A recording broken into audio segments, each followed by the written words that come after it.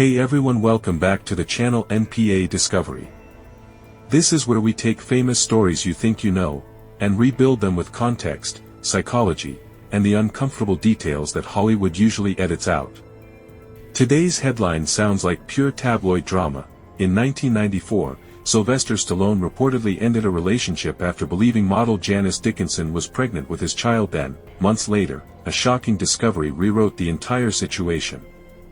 Now, here's my honest opinion right up front. I think the Stallone story is two stories at once. 1. A genuinely inspiring underdog climbs someone who turned rejection, poverty, and a physical disadvantage into one of the most iconic careers in film history. 2. A cautionary tale about ego, power, and the way macho mythology can distort a person's relationships and sometimes their choices. So we're going to hold both truths in our hands at the same time. Not to cancel him. Not to worship him. But to understand him. And before we jump in, if you enjoy documentary-style storytelling with real lessons you can apply to your own life, do me a favor, hit like, subscribe, and share. It tells the algorithm you want more deep stories like this, and it helps the channel grow. Alright. Let's go back to the beginning, before Rocky, before Rambo, before the myth. Before the muscles, the origin story nobody asks about. Sylvester Stallone's image is practically carved into pop culture: clenched jaw, gravel voice, fists wrapped, unstoppable will. But ironically, his face, his most recognizable feature, began with an accident. Multiple profiles and biographies describe that during his birth, doctors used forceps and a facial nerve was damaged, which contributed to the partial paralysis and distinct speech pattern he's known for today. And listen, this matters. Because a lot of people think confidence is something you're born with. But confidence is often a response to pain. It's armor. It's adaptation. If you're a kid who gets mocked for how you talk, how you look, how you move, you either shrink, or you build a version of yourself strong enough to survive the room. Stallone didn't become tough because it was fashionable. He became tough because life required it. Think about the kid in your school who got picked on. Maybe it was you. Some people respond by disappearing. Others respond by becoming so loud, so driven, so intense that no one dares treat them as small again. That second path can create greatness. But it can also create a personality that struggles with tenderness. And that tension, strength versus softness, follows Stallone through everything. The 1980s, when Stallone became the blueprint for macho. If you want to understand Stallone's cultural role, you have to understand the 1980s. That era didn't just create action movies. It created an identity, the man who feels nothing, needs nothing, and wins everything with violence and willpower. Rocky gave people hope. Rambo gave people fury. And those characters merged into one public perception: Stallone as the embodiment of unstoppable masculinity. But here's the cost: when your public image is invincible, you get rewarded for never admitting vulnerability. That can ruin relationships. Because love requires what macho mythology often forbids: apology, humility, emotional accountability, softness. I'm not saying Stallone couldn't do those things. I'm saying the role he played for the world made it harder. And as fame grew, so did the chaos around him: career pressure, tabloid attention, and the normal temptations that come with being treated like a walking trophy. Rivalries, ego, and the need to win off-screen. Stallone's career is also defined by a pop culture rivalry: Stallone versus Schwarzenegger. Sometimes rivalries are marketing. Sometimes they're real competition. Often they're both. But the deeper reason rivalries matter is psychological. If your identity is built on being the strongest, every other strong person feels like a threat. And that competitive mindset doesn't always stay in the gym or on the set. It can follow you home. It can follow you into romance. It can follow you into choices where winning matters more than wisdom. That brings us to the turning point we're building toward: 1994. The 1994 turning point, the paternity shock that lit the fuse. By the early 1990s, Stallone's personal life was complicated: public, and under a microscope. He had a long relationship with Jennifer Flavin that, by many reports, became unstable around 1994, when a paternity situation entered the picture and everything exploded. Around the same time, Janice Dickinson has publicly stated, and multiple sources recap, that she was involved with Stallone, and when her daughter was born in 1994, it was widely reported that Stallone might be the father until DNA tests proved he was not. Now, this is where the story turns from celebrity gossip into something more human, because imagine the emotional sequence. Believing you're about to become a father again. Making huge relationship decisions around that belief. Attaching your identity to it: pride, legacy, control. And then learning, it wasn't true. That kind of shock doesn't just change your plans. It changes how you trust. How you love. How you interpret motives. And in celebrity life, it also changes something else. It changes the story the public tells about you forever. The DNA result, the fallout, and the real meaning of strength. When people retell the 1994 story, they usually do it like a punchline. Stallone thought he was the father, dumped his girlfriend, then found out he wasn't. But if we slow it down and treat it like a human story, not a tabloid headline, it becomes something else entirely, a case study in how ego plus fear plus fame can push someone into decisions they later regret, decisions that don't just affect PR, they affect real people. And the reason this matters is because you don't need to be a movie star to understand the moment. You've had your own version of it. A decision you made too fast. A relationship you handled badly, a truth you didn't want to hear, until it was too late to pretend. So let's go there. The apology arc, why most people never get one. The reason this chapter of Stallone's life still gets discussed decades later is because it wasn't the end. By widely reported accounts, Stallone and Flavin reconciled after the 1994 breakup and later married in 1997. That kind of reconciliation is rare, especially under celebrity pressure. And it raises a powerful question: why do some relationships recover from betrayal while others collapse? Here's what usually determines it. 1. Accountability, not excuses. 2. Behavior change, not promises. 3. Time, not urgency. 4. A shared vision of a future worth rebuilding. This is why Stallone's later comments matter. Even in late reflections, he's described regret over how he handled the breakup, again reinforcing that, at least verbally, he recognized the cruelty of the method. And I want to underline something that applies to everyone watching: you don't have to be perfect to repair. But you do have to be honest. The midlife marriage lesson: fix it before it's too late. Let's bring this back to the marriage, because it matters for the emotional spine of your video. Stallone and Flavin didn't just survive 1994. They later faced another public rupture in 2022 when Flavin filed for divorce, and then they reconciled within about a month, according to widely reported coverage. Again, whatever people think of them, reconciliation at that stage of life usually happens for one reason. Because the fantasy of starting over stops being romantic, and starts being exhausting. Real life story, vivid example.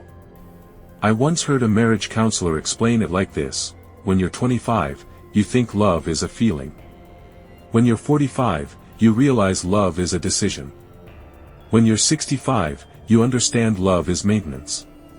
Not poetry. Maintenance. Choosing the hard conversations. Choosing patience over pride.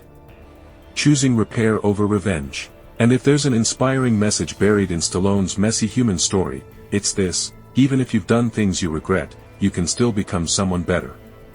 But only if you stop protecting the image and start protecting the people. The cliffhanger, the big turn is still ahead. The legacy phase, the real meaning of redemption, and a powerful ending.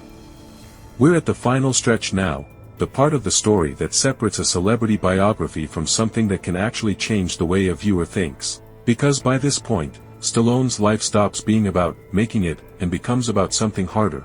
What do you do after you've already won, and the world has seen you fail anyway? And if you're writing a YouTube script that aims to inspire, this is the most important truth you can land: success doesn't protect you from your patterns. It only gives your patterns a bigger stage.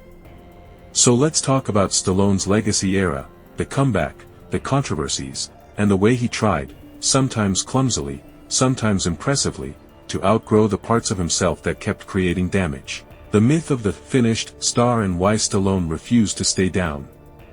By the late 1990s and early 2000s, Stallone's career had cooled compared to his 1980s dominance. That isn't unusual. Hollywood's conveyor belt is brutal. Youth gets replaced. Trends shift. Audiences move on. Most stars respond in one of two ways. 1. They chase the old formula and look desperate. 2. They disappear and let the world remember them as a highlight reel. Stallone chose a third option. He went back to the source, and tried to rewrite his ending. That's what makes him interesting, because if your channel is about incredible stories, Stallone is a masterclass in one idea: you can lose the spotlight and still rebuild the fire. Rocky was never just a character, it was Stallone's public conscience. Rocky is the underdog with humility. Rambo is trauma with rage. But Rocky is the part of Stallone that the public trusts. So when Stallone returned with Rocky Balboa, 2006, where he wrote, starred, and directed, it wasn't just a sequel.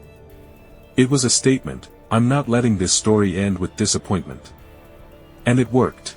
The film performed strongly relative to its modest budget, and it reframed Stallone as a storyteller again, not just a relic of the past. Why that matters for your audience? Because everyone watching has something that ended wrong. A project they abandoned. A relationship they mishandled. A version of themselves they outgrew but never repaired. Rocky Balboa, as a comeback, symbolizes something viewers desperately want to believe: your best chapter can come after your messiest one. The controversy cloud, when the past returns in headlines. Now we have to address the hard part responsibly, because your script mentions it. In 2018, there was major reporting that prosecutors in Los Angeles declined to file charges against Stallone regarding a sexual assault allegation, citing issues including insufficient evidence and statute of limitations constraints in the reviewed matter. Stallone denied wrongdoing. Here's how to handle this in a fair use, documentary, non-defamatory way. State only what is publicly reported by reputable sources. Avoid claiming certainty beyond the legal outcome. Focus on impact and accountability as themes, not verdicts as entertainment. And here's the commentary value: fame doesn't erase accusations. It amplifies them. Even when no charges are filed, public discussion continues, because the court of opinion runs on a different system than the court of law. This is where your script can say something mature and grounded. Whatever people believe about any one case, the larger cultural reality is this: power demands accountability, and time eventually surfaces what society once ignored. That's a strong line without overreaching. Real-life story example, to make it vivid and understandable. Let me paint a grounded example your audience will feel. Imagine a man who grew up being mocked for how he looked and sounded. He becomes obsessed with proving himself. He builds a body that no one can laugh at. He builds money no one can ignore. He builds fame so loud that criticism sounds far away. But at home, the old wound still exists. Because relationships don't care how famous you are. They care whether you can be safe, honest, and consistent. So one day, he makes a decision out of panic, hurts someone he loves, then later realizes, I won the world, but I'm losing my life. That's not just Stallone. That's a lot of people. That's the CEO who can't apologize to their spouse. That's the athlete who can't sit still long enough to be a parent.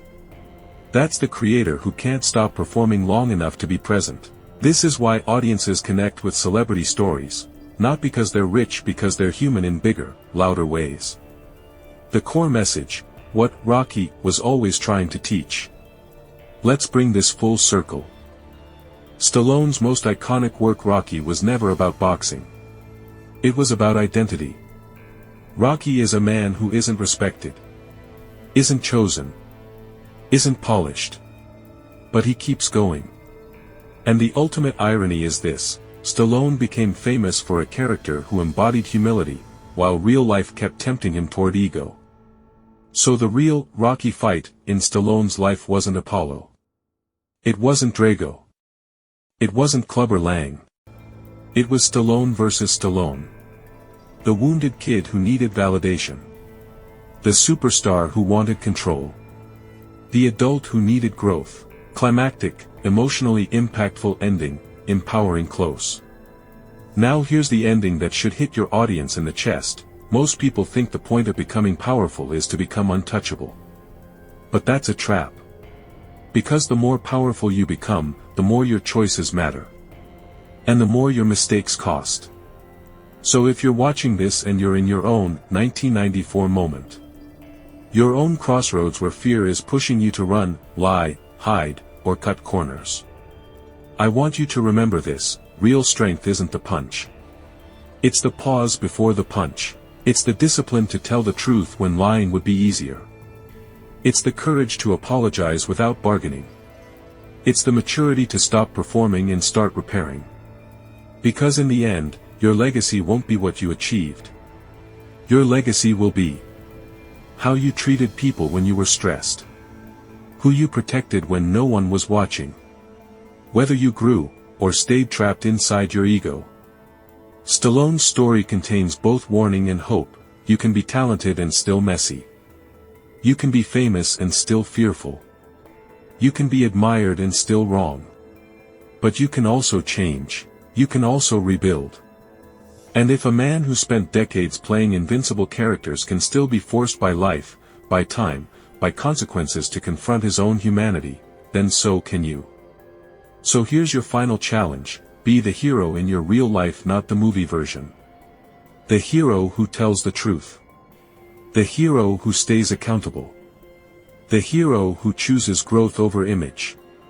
Because the world doesn't need more tough guys. The world needs more strong people.